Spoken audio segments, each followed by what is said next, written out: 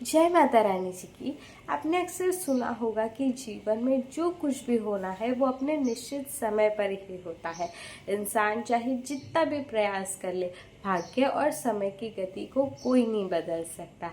ये बात हमें जीवन के एक नई गहरे सत्य की ओर ले जाती है और आज हम इसके बारे में बात करेंगे। सबसे पहले ये समझना ज़रूरी है कि समय एक ऐसी शक्ति है जो किसी के नियंत्रण में नहीं।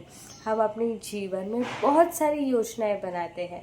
हम सोचते हैं कि इस साल हम ये हासिल करेंगे, अगले साल वो करेंगे, लेकिन कई बार ऐसा होता है कि चीज़ें हमारी योजनाओं के अनुसार नहीं होती।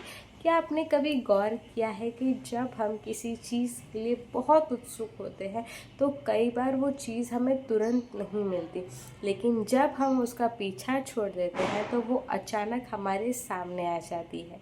ये समय का खेल है। समय कोई जल्दबाजी पसंद नहीं, वो अपने हिसाब से चलता है और हमें उसके साथ तालमेल बिठाना पड़ता है।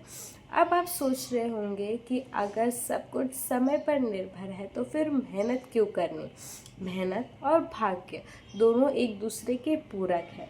ये सही है कि जो होता है अपने समय पर होता है, लेकिन इसका मतलब ये नहीं कि हम मेहनत करनी छोड़ दें। मेहनत वो रास्ता है जो हमें हमारे लक्ष्य की ओर ले जाता है। उदाहरण के लिए, अगर कोई छात्र दिन रात पढ़ाई करता है तो वह अपने मेहनत से और ज्ञान से आत्मविश्वास हासिल करता है, लेकिन उसका परिणाम यानी उसकी सफलता कई बार समय और परिस्थितियों पर निर्भर करती है। हो सकता है कि वो एक बार में सफल ना हो, लेकिन अगर वो मेहनत जारी रखे तो समय पर जरूर उसका फल देगा। जीवन में कई बार हमें अब लगता है कि हमारा समय खराब चल रहा है, कुछ भी हमारे पक्ष में नहीं है। ऐसे में हमें निराश नहीं होना है, हिम्मत रखना है, लेकिन ये वो समय होता है जब हम अपने धैर्य रखना सीखते हैं, क्योंकि समय हमेशा एक सा नहीं रहता।